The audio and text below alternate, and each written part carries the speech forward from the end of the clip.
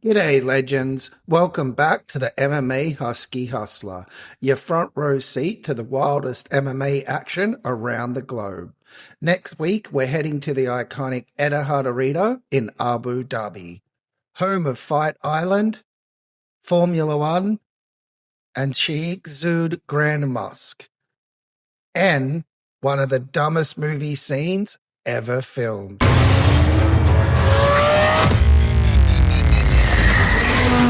Dom, cars don't fly! Cars don't fly! Oh,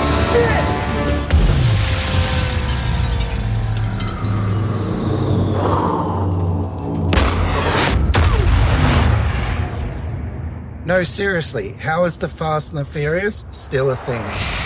If you're paying to watch these movies, I've only got one thing to say. Stop it. Get some help. Middleweights take center stage as former champ Robert the Reaper Whittaker squares off against unbeaten grappling machine Reinier, the Dutch Knight de Ridde. That's the main event locked and loaded. And don't worry, I've got full breakdowns coming for the rest of this banger of a card. Like, drop your picks, hit subscribe, or my Husky's putting you in a north and south choke. Till next time, keep hustling and remember to stay husky.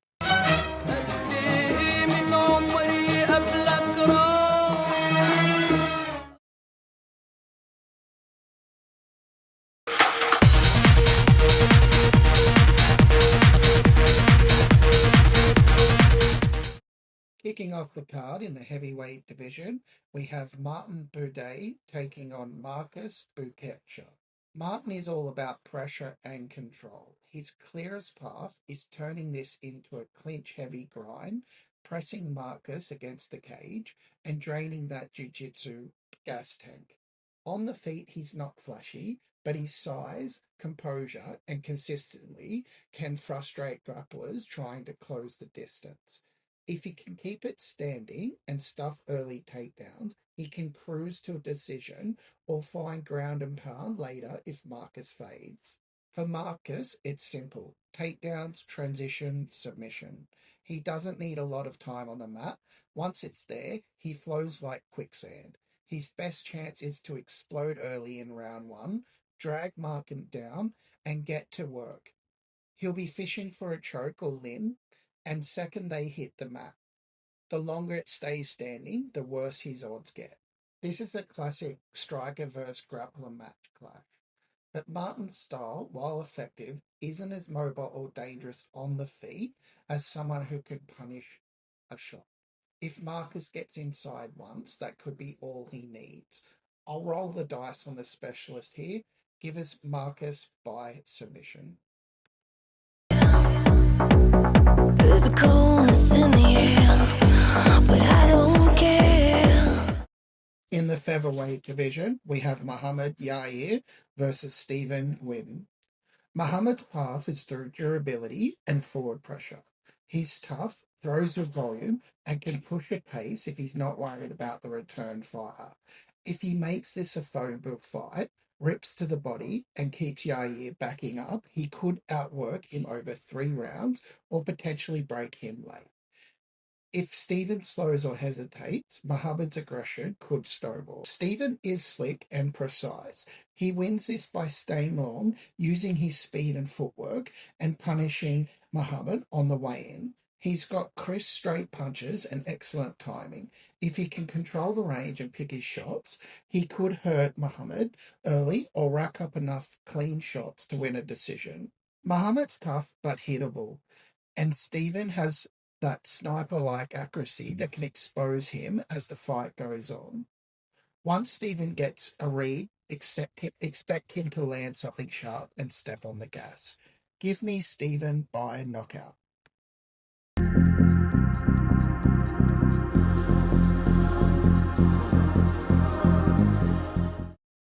In the light heavyweight division, we have Aslan versus Billy Elekana. Ivo is a first-round killer, explosive, aggressive, and he throws everything with bad intentions. His clearest path is a KO straight out of round one. close the distance, unload heavy hands, and overwhelm Billy before the fight settles. He doesn't want a long fight. If he gets momentum early, he's dangerous. Think chaos, pressure, violence, quickly. Billy is more composed and calculated. He wins by weathering the storm, letting Ibo burn that early gas, and then taking over with sharp counters or control. He has a more measured approach that might even mix in takedowns or clinch work to sap Ibo's explosiveness. If he gets out of round one, Billy's chance rise fast. This feels like a setup for a statement win. Unless Billy can smother or drag this out, Ibo's early stall is a real threat. And at 205, it only takes one clean shot. Give me Ibo by KO. Till I come.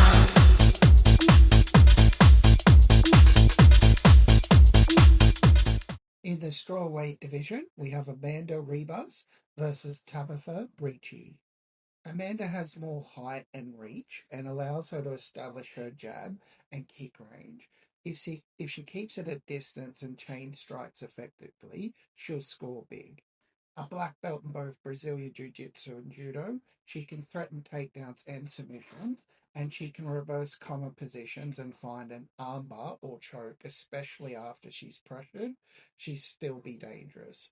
Against the fence, she can use her wrestling to turn defense into offense, pushing Ricci off and resetting the fight into safer striking zone. For Tabatha to win, she needs to be relentless, cut off the cage well, bust Ribas up against the fence, and land strikes up close.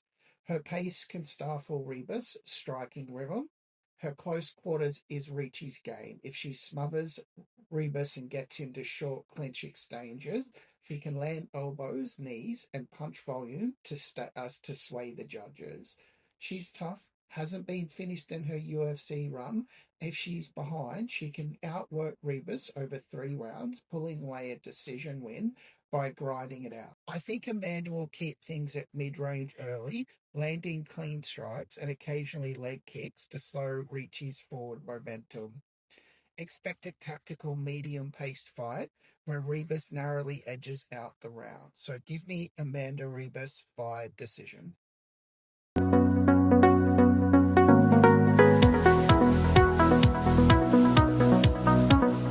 In the bantamweight division, we have Damon Blackshear versus Davey Grant. Blackshear is slick on the ground. He's a creative grappler who can chain attacks and scramble with the best of them. He mixes things up well, awkward rhythm, kicks, and explosive takedown entries.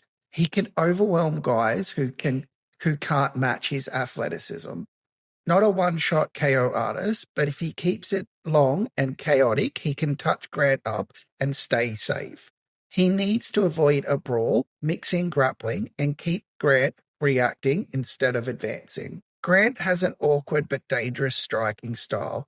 He throws looping punches from odd angles, and they land when he commits. It's violent. He's tough, durable, and won't be easy to discourage.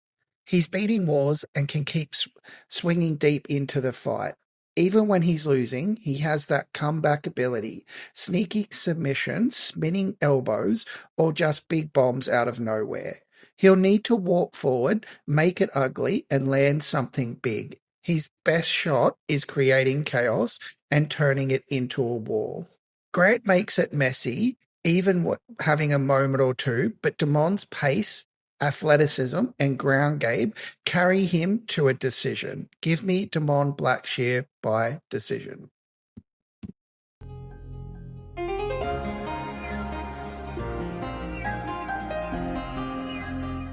In the featherweight division, we have Muslim Salikhov versus Carlos Leal. Muslim, known as the king of kung fu, brings unpredictable style with kicks and counters.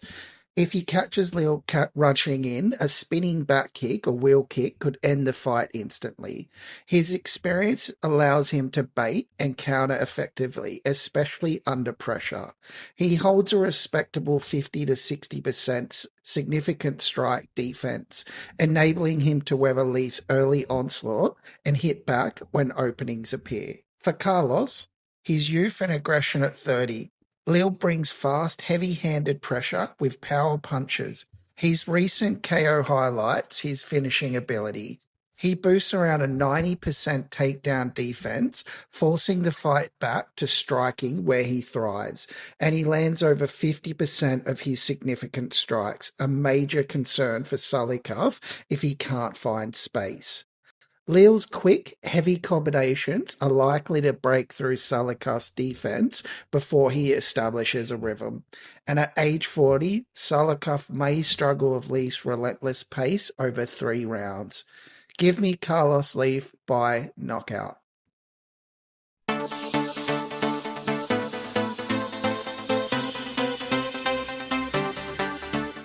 In the bantamweight division, we have Bryce Mitchell taking on Said Magomedov. Mitchell is one of the MMA's most creative grapplers. Expect unconventional submissions from the bottom, like a twister or triangle, if he gets the fight to the mat. Coming down from featherweight, he'll likely have a reach and durability edge. If he secures takedowns early, he can dominate time on top, steadily draining Said and running out the clock for decision or grinding into a late submission. Said has clean, precise striking, known for crisp counter-striking and spinning attacks. He can catch Mitchell if he overextends. Said defends takedowns well and blends striking with optimistic grappling, keeping the fight where he wants it. With 6 UFC submission wins, he's capable of threatening Mitchell if the fight hits the mat and he finds the right moment. I'm leaning towards Bryce Mitchell by decision, possibly with a late submission threat after controlling rounds and securing top control on the scorecards. Give me Bryce Mitchell by decision.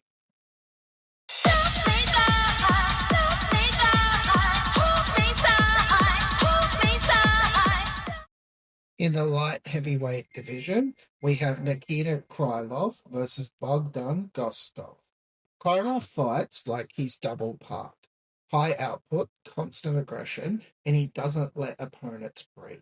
He mixes in takedowns into wild brawls. He's not a chain wrestler, but he'll drag fights to the mat and hunt for finishes. Krylov's gas tank is solid for a light heavyweight. If Guskov fades or gets frustrated, Krylov will snowball. Bogdan has power, and he hits stupid hard. He's a first-round menace. If he lands early, Krylov's pressure style could cost him. In some fights, Guskov shows patience before donating one big shot. That could work well against Krylov's chaos. Clean striking, sharp counters, he could catch Krylov lunging in. I think Krylov weathers an early storm, frustrates Guskov with scrambles and clinch work, and eventually drags him into deep water. Once Guskov slows, Krylov either snatches a neck or pounds out a TKO. Give me Nikita Krylov by submission.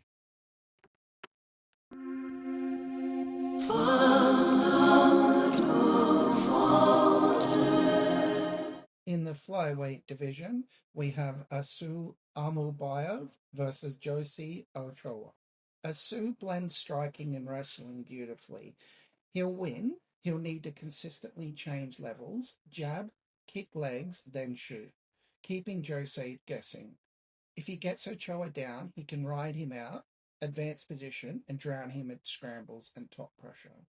Aslan presses a relentless pace. If he can avoid the big shots early, he can take over as Jose slows and banks rounds with cage control and mat returns.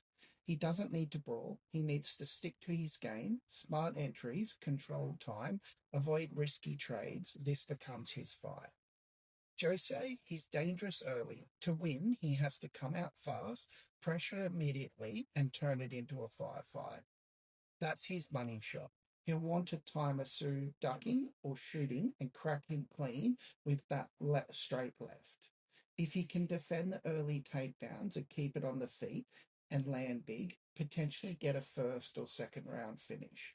One knockdown or a strong flurry could change everything, especially if he comes before Aslan settles in. I think Aslan weathers the early storm, gets into his rhythm, mixes in takedowns and control over the later rounds, Jose's power is a real threat early, but once that window closes, Asu grinds out a clean and dominant win. Give me Asu by decision.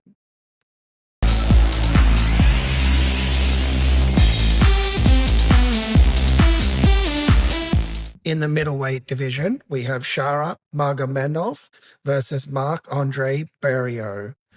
Shara is at his best when he's managing range and picking guys apart with snappy kicks, spinning attacks, and sharp shots. He's fast, flashy, and unpredictable, a real sniper when he's in rhythm. He doesn't stand still, constant lateral movement, resets keeps pressure fighters from planting their feet and unloading. Shara's fair can freeze opponents just enough to keep them from pressing too hard. If he makes Mark tentative and opens up counter-striking game big time. His key to victory is to stay off the cage, don't brawl, and frustrate Mark with speed and shot quality. For Mark to win, he needs to turn this into a gritty, close quarters fight. Shara's flashy striking becomes a lot less effective. Mark's in war, he wears people down, and in the later rounds, his pace and durability could take over. If he survives early danger, the fight can shift in his favour.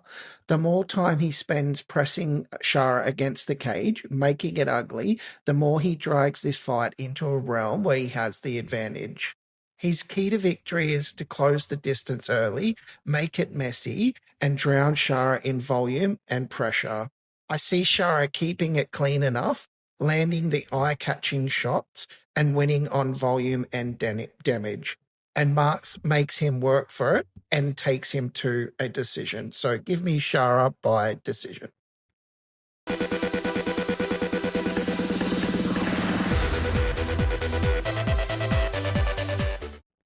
And in the co-main event of the bantamweight division, we have Petr Yan taking on Marcus McGhee.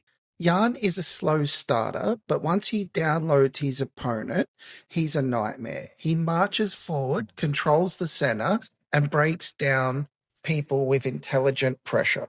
Quite clean technical hands, he's not flashy, but efficient and brutally accurate. If McGhee slows down even a little, Yan starts landing in bunches. Yan's not easily to hurt or outwork. He's got great cardio and eats shots well. If it turns into a battle of attrition, he thrives. He needs to stay patient early, prepare smartly, and drown McGhee in the later rounds with volume and cage control. McGhee is dangerous early, fast, athletic, and hits harder than people expect. He doesn't need a lot of openings to cause problems. If he can land a hard shot, switch stances, sudden entries, and kicks from odd angles, and if he keeps Yan guessing early, he can belt rounds or even hurt him. If he can take advantage of Yan's notoriously slow first round and build momentum, he might make this a real fight before Yan adjusts. He needs to start strong, land something meaningful early, and never let Yan get into rhythm. McGhee might get round one, but Yan dials in, walks him down over the final 10 minutes. Tough, competitive, but Yan's pressure and composure win out. Give me Yan by decision. Me out of the ordinary.